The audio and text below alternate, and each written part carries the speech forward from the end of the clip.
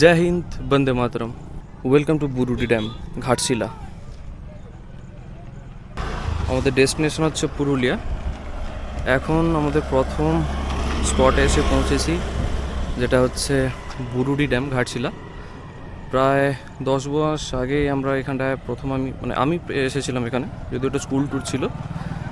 আর এখন এই প্রথম রাইড করতে এলাম বন্ধুদের সাথে। চলুন তবে শুরু থেকে শুরু করা যাক।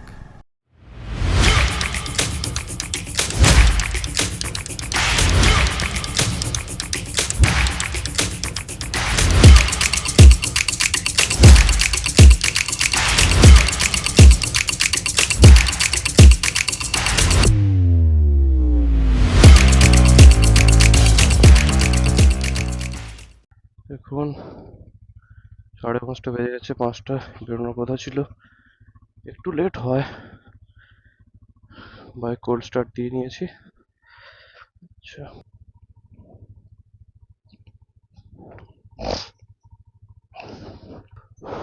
Finally Purulia ride begins. প্রথমে বলবো, বাপরে, এখনো সবই ঠিকঠাক হলো, ঘুমটা হলো না। আর ক্যামেরার অ্যাঙ্গেলও কেমন আসছে জানি না, এত বড় একখানা ট্যাঙ্ক ব্যাগ রয়েছে সামনে। অ্যাকচুয়ালি পুরো লাগেজটাই আমার ট্যাঙ্ক ব্যাগে রয়েছে, আমি আর কিচ্ছু ক্যারি করছি না। আমাদের ইন্ডিপেন্ডেন্স ডে রাইড, প্রথমবার একটা রাইড করছি ইন্ডিপেন্ডেন্স ডে। এই ইন্ডিপেন্ডেন্স ডে রাইড অনেকদিন ইচ্ছে ছিল, বসার মরশুম আমরা বেরিয়ে পড়েছি। ভালো সময় যাচ্ছে পুরুলিয়া, জানি না কেমন রেকর্ড হচ্ছে, কি মাইক, কি অবস্থা, সবকিছুই যেন প্রথমবার আছে আমার জন্য। আর আজ আমি কোনো পিলিয়ন নিয়েও যাচ্ছি না, এটা বোধহয় প্রথমবার। যাই হোক, আমাকে পরে একবার চেক করতে হবে ফুটেজ গুলো, যে কেমন আসছে, ক্যামেরা অ্যাঙ্গেল বগেরা ঠিক আছে কিনা। হ্যাঁ, 5 জন যাচ্ছি, 3টে বাইক, দুটোতে 2 জন করে যাচ্ছে, আর আমি সিঙ্গেল রাইড করছি। তবে কি কি বাইক হচ্ছে আমি তাও জানি না। আমি একটা হিমালয়ান, একটা আমার অ্যাপাচি, আর এটা কি বাইক আমার কোনো আইডিয়া নেই। যাই হোক, সবাই মিট করবো। যে জায়গাটা এখনো প্রায় 20 কিলোমিটারের কাছাকাছি দূরত্ব রয়েছে, যথেষ্ট হাওয়াও রয়েছে, জানি না মাইকে কথা কেমন ক্যাপচার করছে। এখন ঢুকছি নাচিন্দা। এখন এই জায়গাটার নাম হচ্ছে ভাইটগড়। আমরা এখানে ফিউল নিয়ে সোজা বেরিয়ে যাবো। হ্যাঁ, সবাই ফোন করছে, পৌঁছে গেছে, আমি দেরি অ্যাজ ইউজুয়াল।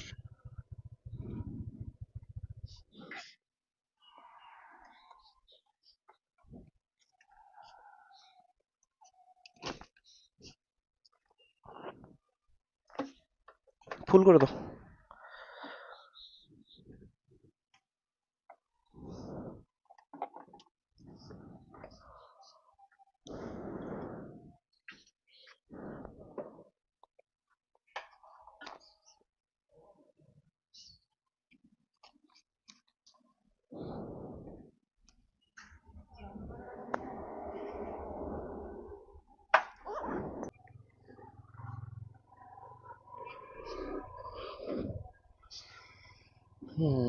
বড় কাজ কমপ্লিট করে ফেলেছি, আর এখন ফিউল নিয়ে ভাবতে হবে না। তবে আমার মিটার কি প্রবলেম করছে, পুরো একদম কানায় কানায় ভর্তি করালাম, তবু এখনো দেখাচ্ছে ফুল হয়নি। অদ্ভুত, এই তো আরেক চিন্তার বিষয়। হ্যাঁ, যাই হোক, ফিরে আসিও, তখন দেখা যাবে। হ্যাঁ, সবাই চলে এসছে, ফোন করছিল এক্ষুনি সোমনাথ। সবাই মানে বাকি 3জনকে আমি চিনি না, যদিও গেলে পরিচয় হবে। সোমনাথ বললো নাকি ওরা চা খাচ্ছে বসে, আমার যেতে এখন প্রায় আধা ঘন্টা লাগবে। ও, টাইমটাও বাইকে ঠিক করা হয়নি, মুশকিল।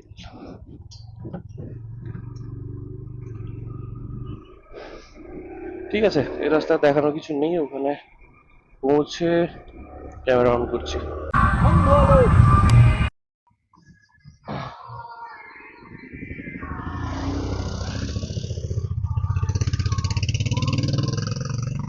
এই হচ্ছে আমাদের আজকে লাইন আপ। একটা হিমালয়ান হোটেল আর মিটিওর 350 মনে হচ্ছে, আর আমার অ্যাপাচিতে রয়েছে। যাই হোক, ফাইনালি সবার সাথে দেখা হলো, বেরোলাম 6টা 17। এখন হিসেব মতো আমাদের মিট করার কথা ছিল 5টায়। এটা আমি বলেছিলাম যে 5:30টার আগে সম্ভব নয়। যাই হোক, আমাদের প্ল্যানের কথা যদি বলি, আজকের আমাদের প্ল্যান হচ্ছে,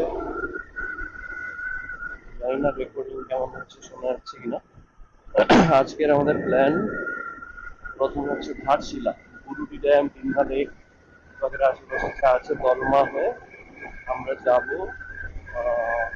পুরুলিয়া এন্টার করবো। আমাদের টার্গেট আছে অযোধ্যা পাহাড়ের যে বেস, অর্থাৎ বাঘমুন্ডি সাইডে কোথাও স্টেশন করার প্ল্যান আছে। বাদ বাকি কাল আমরা পুরুলিয়া সাইড সিন করবো। This road is very much tiring. এত জঘন্য রাস্তা, এই রাস্তা আর 1 ঘন্টা যদি আমি কন্টিনিউ বাইক চালাই আমি বাড়ি ফিরে যাবো। এত জঘন্য রাস্তা, এত ব্রেক আর ক্লাচের ইউজ বোধ হয় আমাকে দার্জিলিংয়ে বোধ হয় করতে হয়নি। পর একটা ভালো রাস্তা পেয়েছি, মাখন একেবারে, দেখেও শান্তি পাবো। আহ, এখন আমরা সেই লাইন আপ বজায় রেখে চলেছি। মাঝে আমি স্যান্ডউইচ হয়ে যাচ্ছি, পেছনে নিচে দেখা নেই।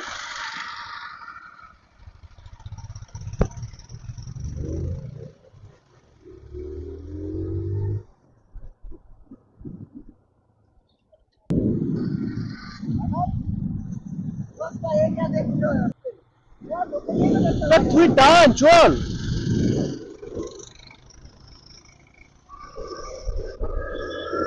জাস্ট আমরা বড়ই মোড় পেরোলাম, বড়ই না খড়াই মোড় পুরো। যাই হোক, তো এইখান থেকে আমরা পশ্চিম মেদিনীপুরের দিকে সোজা চলে যাবো। এদিক দিয়ে বাজগুলো যাওয়া যায়, বাজগুলো দিয়ে এনএইচে ওঠা যায়। যাই হোক, এখন আমরা সোজা বেরোবো। আর যদি ট্রিপের কথা বলি, তো ছেলেদের প্ল্যান প্রচুর ক্যান্সেল হয়, এই জন্য ছেলেদের প্ল্যানকে অনেকে গুরুত্ব দেয় না। এটা বাস্তব, ছেলেদের প্ল্যান প্রচুরই তৈরি হয়, আর যতটা না তৈরি হয় তার থেকে বেশি ক্যান্সেল হয়। আর মেয়েদের তো একটাই ইয়ে, বাড়িতে ছাড়বে টাড়বে না বলে ওদের আর কোনো প্ল্যানই হয় না বলতে গেলে। তবে তার সঙ্গে আরো একটা জিনিস রয়েছে, মেল ইগো। মেল ইগো আবার খুব কঠিন জিনিস। এটা যেরকম ক্যান্সেল ইজিলি হয়ে যায়, মেল ইগো আবার ক্যান্সেল হতে দেয় না। যেরকম আমাদের এই ট্রিপটা অলমোস্ট আমাদের ক্যান্সেল হয়ে গেছিল, অলমোস্ট। বাট তারপরেই মেল ইগো কাজ করলো, যে ছেলেদের তো এরকম ট্রিপ ক্যান্সেল হয়, তা আমরা ক্যান্সেল হতে দেবো না, যাবো। আমি তো বলেছিলাম আমি একা হলেও সোলো ট্রাভেল করবো। তো যাই হোক, ফাইনালি ইটস হ্যাপেনিং। ভালো ভালো হয়ে গেলে হয়। আর এই প্রথম বাড়ি থেকে বাইক নিয়ে লং ট্রিপ করেছি। আগে দার্জিলিং গেছি যদিও, বাট ওটা রেন্টে নিয়েছিলাম বাইক শিলিগুড়ি থেকে। আর এই প্রথম নিজের অ্যাপাচি নিয়ে যাচ্ছি। হয়তো খুব বিশাল যে লং ট্যুর তা না, but 300 kilometre is good enough. আর ক্যামেরা চললে না ঠিকঠাক কথা বলতে পারি না মাঝে মাঝে, কারণ তবু এখন একটু একটু প্র্যাকটিস হচ্ছে। আগে যখন ভয়েস ওভার দিতাম, কারণ কনফিডেন্স পেতাম না, তো এখনো তাই। তো কখনো কখনো নিজেকে মনে হয় this is not the real me. তার আরো একটা কারণ আছে, কারণ এই যে ফোনটা ইউজ করছি এটা রেডমি, রিয়েলমি না। যাই হোক,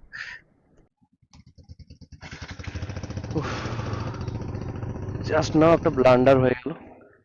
ক্যামেরাটা অফ করেছি, আমার একটা কল এসেছিল, ভাই ফোন করছে।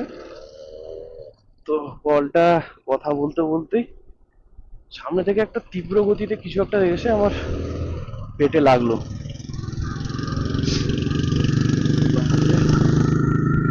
কি যন্ত্রণা জ্বালা বলতে পারবো না। তারপরে বুঝলাম আহ, ওই কি বলে, ঝিমরুল বা ওই মৌমাছি ওই জাতীয় কিছু একটা সজোরে এসে বসেছে এবং কামড়েছে। তো যাই হোক, ফর্চুনেটলি ব্যাগে আমার অ্যালোভেরা জেল ছিল, অ্যালোভেরা জেলটা লাগালাম। তো অ্যালোভেরা জেলটা লাগাতে একটু বেটার ফিল হচ্ছে, নাহলে সত্যি কি যন্ত্রণা হচ্ছিল আমি কি বলবো। যাকে একটা ভালো রাস্তায় পেয়েছি, ভগবান করুন যেন কোনো বাম টাম না থাকে।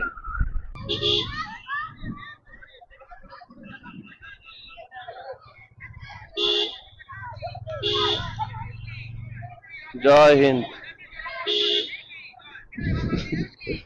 জয়।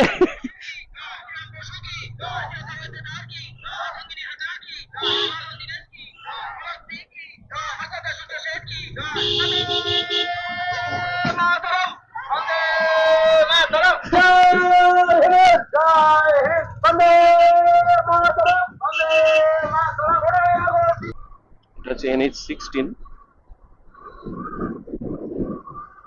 এটা সম্ভবত গোপীবল্লভপুরের রাস্তা, গোপীবল্লভপুরের হাইওয়ে। সরি, NH-16 নয়, এটা হচ্ছে NH-49। সাব্বাস।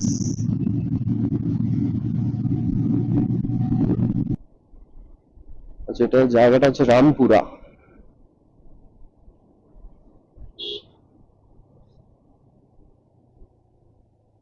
বাইকের এই এক সুবিধা, কোনো ঝামেলা নেই, বেরিয়ে যাও। আজকে এটা সেকেন্ড টোল, আজকে এটা সেকেন্ড টোল আমাদের NH-6। ওপস,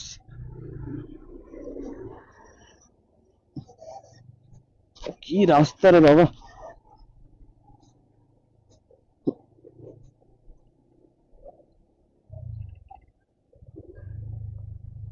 এখন 9:16, ব্রেকফাস্ট করে নেবো, দেখি কি পাওয়া যায়। আমরা চলে এসেছি মামা হোটেল অ্যান্ড রেস্টুরেন্ট। ও,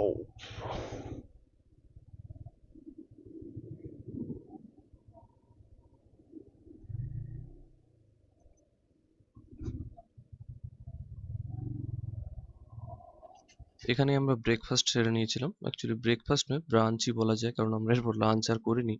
রুটি আর মিক্সড ভেজ দিয়ে আমরা সেরে নিয়েছিলাম। আর এখানে একটা স্পেশাল জিনিস বলি, স্বাধীনতা দিবস উপলক্ষে আমাদের এই ধরনের বটলে জল সার্ভ করা হয়েছিল।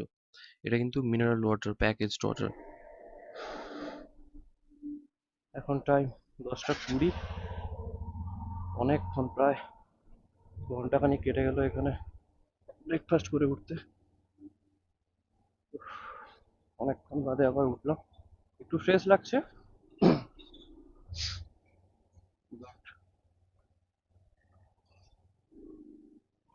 রেকর্ডিং হচ্ছে নাকি একটু চেক করে নিলাম। হ্যাঁ, তো ফ্রেশ লাগছে একটু বটে, কিন্তু আবার ঘুম ঘুম না পায়, আর রোদও ভীষণ উঠলো। আমি সানবার্ন প্রোটেক্টরটা খুলে দিলাম, এখন আবার রোদ উঠলো। আয় বেরোই আয়। যাই হোক, আর 1 ঘন্টা 10 মিনিট দেখাচ্ছে। হ্যাঁ, 10:43 আমাদের টার্গেট আছে 12টার মধ্যে পৌঁছবো, তার আগেই আশা করি পৌঁছে যাবো যদি এইভাবে পুশ করতে থাকি। এদিকে রাস্তা বেশ ভালো। আর ভাবছিলাম একটা খাওয়ার পরে ঘুম পাবে, বোর লাগবে। হ্যাঁ, একটা ড্রাউজিনেস টাইপের আছে, ড্রাউজিনেস লাগবে, তবে ওইরকম একটা ভালো লাগছে। আর ওয়েদারটা রোদ হলেও বাইকে হাওয়াটার জন্য অ্যাজ ইউজুয়াল ভালোই লাগছে, কিন্তু কোথাও দাঁড়িয়ে পড়লে বাপরে বিরাট গরম। ঘাটশিলা 43, জামশেদপুর 85, রাঁচি আপাতত কাজে লাগবে না আমাদের। আর আমার পার্টনার সব উড়ে উড়ে বেরিয়ে গেছে, আমি ধীরে সুস্থে যাচ্ছি প্রকৃতি দেখে ভিডিও করে। এই মুহূর্তে একটা জিনিস এমন হলো, আমার প্রচন্ড ভয় লেগে গেছে, আর মানে জোরে চালাতে ইচ্ছে করছে না। এত বাজে রাস্তা যেখানে সেখানে। একটা ফ্লাইওভার, জাস্ট ওভারব্রিজ শেষ হলো, ওর যে জয়েন্টটা প্রায় 1 হাত মতো পুরো গর্ত। আমি জাস্ট ক্যামেরাটা অফ করেছি, তারপরেই জাস্ট হয়েছে, মানে কয়েক সেকেন্ড বাদেই। এবারে গাড়ি খুব বেশি না হলে তবু 70-80, 70-এ তো ছিলই বাইক, ফাঁকা রাস্তা, হাইওয়েতে লোক 70-এ বাইক চালাবে না? পুরো এতটা ফাঁকা, আমি হয়েছে শেষ শেষ মানে আমি জানি হয় ক্যামেরা ছিটকে যাবে, ফোন আছে ফোন ছিটকে যাবে, মানে সব দেখলাম এলোমেলো হয়ে গেল। এই যে রাবার টাবার খুলে চলে এসছে, আমি জানি না আমি কি করে, মানে আমি লিটারালি জানি না, আমি নিজে উড়ে চলে এসেছি পুরো সামনে, সব দেখছি ঠিকঠাক আছে, আমি জানি না কি আছে আমার সামনে যে রিং এর কি অবস্থা, কি ব্যাপার আমি সত্যি বলতে পারবো না। তো এই রাস্তায় গিয়ে 70-80 ছাড়া কেউ বাইকে যেতে পারবে? আমার মনে হয় আরো একটা সামনে বাইক ছিল, ওর মধ্যে সেম প্রবলেম হয়েছে, সামনে দেখলাম এসে দাঁড়িয়ে গেল। এত জঘন্য, এইগুলো এভাবে করলে হয় না। আর রোদটা বেরোলো, আমি হাতে প্রোটেক্টর গুলো খুলে দিলাম, বাদে আমি গ্লাভসটা চেঞ্জ করলাম। এটা হচ্ছে actually gym gloves, riding gloves না। এটা ইউজ করার কারণ হচ্ছে ওই ইয়েগুলো, রিস্টটা খুব রিল্যাক্স থাকে, মানে খুব টাইট করে বাঁধা যায়, তো দ্যাটস ওয়াই চেঞ্জ করলাম। আর আমার পার্টনারদের এখনো আমি দেখা সাক্ষাৎ পাইনি, কোথায় উড়ে গেছে। ফাইনালি পুরোটি রাস্তায় চলে এসেছি, এইখান থেকে আমি টার্ন নেবো। প্রচুর বাইক দাঁড়িয়ে আছে দেখতে পাচ্ছি, খুব স্বাভাবিক, একটা পপুলার প্লেস গুরুটিটা। জায়গাটা খুব সুন্দর এবং সম্ভবত এটা ছোটনাগপুরের মালভূমি অঞ্চল। ফাইনালি গুরুটিটা আমি ঢুকছি আমরা, জায়গাটা অপূর্ব। বুঝলাম, কতবার আমরা ওই সাইড দিয়ে এসেছিলাম, এবার এই দিক দিয়ে যাচ্ছি। এইখানে আমরা ট্রেক করেছিলাম।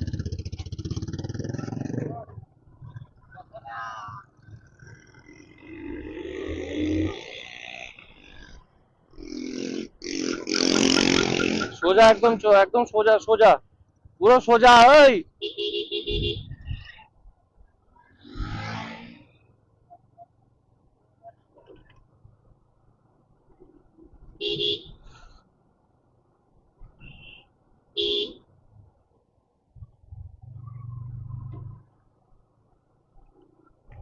এই সিটা,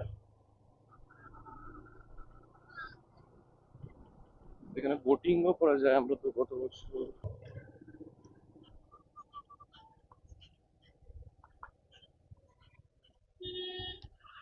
ফাইনালি ঘাটশিলা ঝাড়খণ্ডের সিংভূম জেলায় অবস্থিত, যা বাংলা, বিহার এবং উড়িষ্যার লোকেদের কাছে যথেষ্ট বিখ্যাত। এখানেই সুবর্ণরেখা নদী পাথরের উপর দিয়ে বয়ে যেত, তাই এখানকার তৎকালীন রাজা শিলাদিত্য এখানকার নামকরণ করেন ঘাটশিলা। ওনার রাজবাড়ি এখনো রয়েছে। আমাদের হাতে সময় অল্প থাকায় আমরা যাইনি, তবে আপনারা ডেফিনেটলি ঘুরে আসতে পারেন।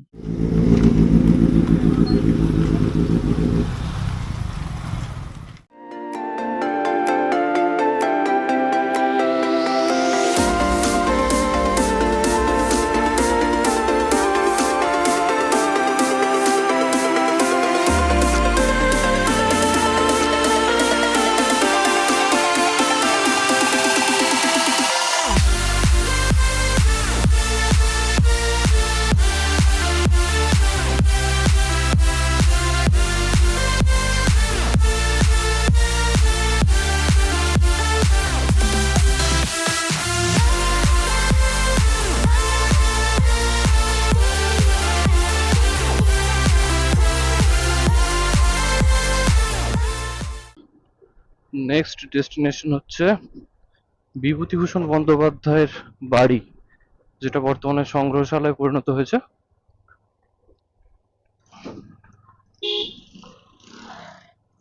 আরে বাপরে, কি রাস্তা!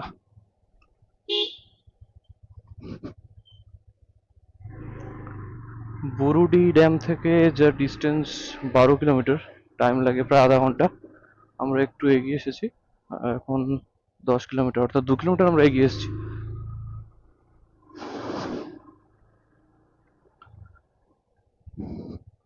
তবে ঝাড়খণ্ড, বিহার এদিকে এত গরম, ভয়ঙ্কর, মাথা খারাপ হয়ে যাবে বাবা, মাথা যন্ত্রণা চলে এলো।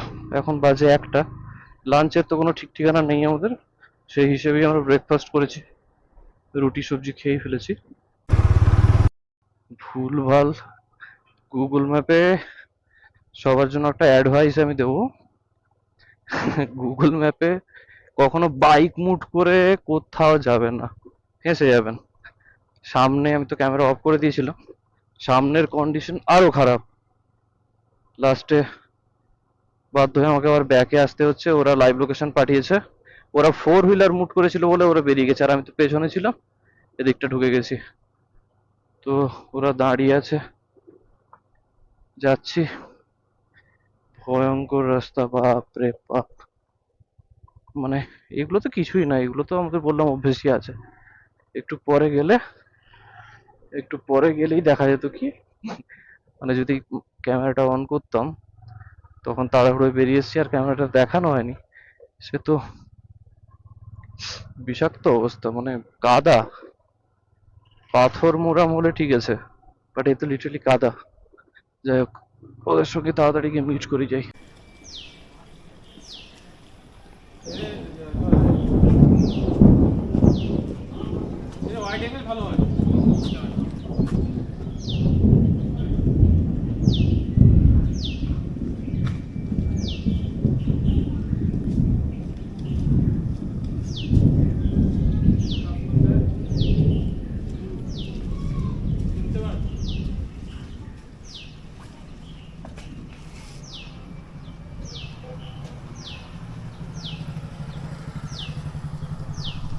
আমি কোথাও দেখিনি।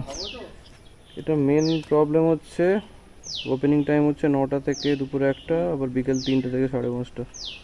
আর বেকার বেকার এতক্ষণ ভেতরে খুঁজে টুজে এলাম, বাট বেকার হয়ে গেল। বাইরে থেকে সবাই ছবি তুলে এখন চলে যেতে হবে। এটা হচ্ছে আর্টিস্ট, আর এটা আর্ট।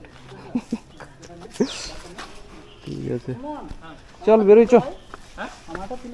রেনকোট, রেনকোট তো পরে নিতে, আর বৃষ্টি বন্ধ হয়ে গেল, বৃষ্টি হলো না, বাট আর খোলা হয়নি। ভীষণ দেরি হয়ে গেল, ছোট ছোট জিনিসের জন্য অনেক দেরি হয়ে গেল। যাই হোক, সামনে একটা খোঁজ পেলাম, মা ভবানী হোটেল, ওখানেই আমরা খাবো। সেরকম ইচ্ছে আছে, তারপর জানি না কি অপেক্ষা করছে আবার, কেমন সারপ্রাইজ।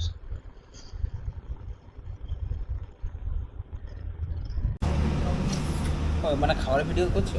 ও আচ্ছা, ও একটু মেরে দাও। টেস্টটা দেখি, টেস্ট।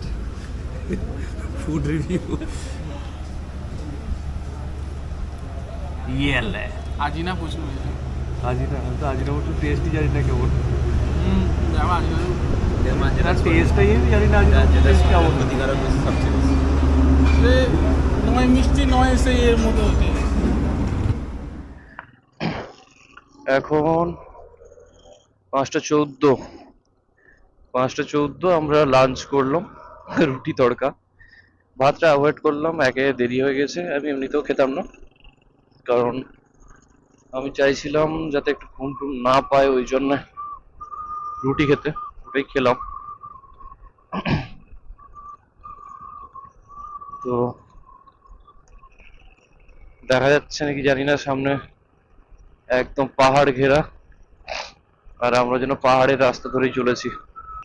বাই দ্য ওয়ে, এখন আমরা যাচ্ছি ডিমনা লেক।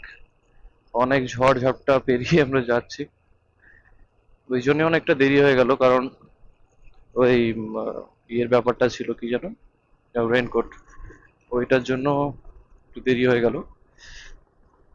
বাট ঠিক আছে, দলমা পাহাড়ে এমনি আমরা যেতে পারতাম না, আর ডোবো ড্যামটা আমরা স্কিপ করলাম, ওটা এক প্রকার বাধ্যই করলাম যদিও। তো এখন আমরা ডিমনা লেকটা দেখি, সানসেট তো এমনিও দেখতে পাবো না, মেঘলা ওয়েদার। তো ডিমনা লেক হয়ে আমরা সোজা চলে যাব হচ্ছে পুরুলিয়া। পুরুলিয়া এবার যতটা যেতে পারি, বাঘমুন্ডি অব্দি যদি যেতে পারি তো যাবো, না হলে বলরামপুরে স্টে নেবো, এই আপাতত প্ল্যান। ডিমনা লেক আমি আগে গিয়েছি, আমার বেশ ভালোই লেগেছিল, ওই জলে রিফ্লেকশনটা পাহাড়ের বেশ ভালোই লাগে, বাট আজ ওটা দেখতে পাবো বলে মনে হয় না। বাট ঠিক আছে, প্রতিটা ভিউরই একটা মাত্রা রয়েছে। আমি জানি না দলমা পাহাড় এক্স্যাক্টলি কোনটা, সম্ভবত এই পুরো রেঞ্জটাই দলমা। আহ, তো ওটা খুব ভালো লাগে, আমি দেখেছি ছবিতে, এই মেঘের যে ব্যাপারটা, ওই মেঘের বিষয়টা খুবই ভালো লাগে। আর সম্ভবত এটাই হচ্ছে দলমা রেঞ্জ, পুরো পাহাড়টাই হচ্ছে দলমার, দলমা ফরেস্ট। যেখানকার হাতির খুব কুখ্যাতি রয়েছে চারিদিকে। যদি হাতিরই বা কি দোষ। হ্যাঁ, এই রাস্তাটা বেশ পাহাড়ের ফিল দিচ্ছে, বা হয়তো পাহাড় কেটেই রাস্তাটা বানানো হয়েছে তাই। আমরা যাচ্ছি এখন ডিমনা লেকে। এই যে কার্ভ গুলো দার্জিলিং এর স্মৃতি মনে করিয়ে দিল। হ্যাঁ, অনেকটা ওরকমই, অনেকটা ওরকমই, বাট কি বলে, ঢালটা ওরকম নয় বা চড়াইটা ওরকম নয়, কারণ অ্যাকশন ক্যামেরাতে এর থেকে ভালো হয়তো দেখানো যায় না, আই থিংক সো। আর তবে হ্যাঁ, ওই ফোনে দেখে আর কি হবে, ফোনে যত উপভোগ করুন না কেন, একদিন এসে দেখে যান, ঘুরে যান, ডেফিনেটলি ভালো লাগবে। ইয়েস, পৌঁছে গেছি, এটাই। হুম।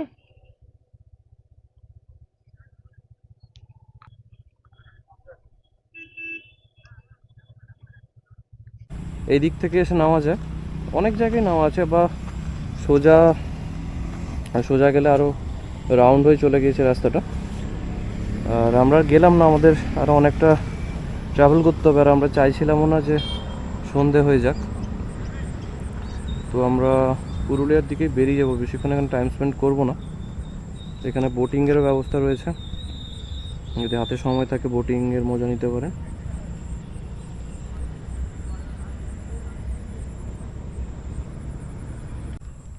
এই হচ্ছে ডিমনা লেকের ভিউ।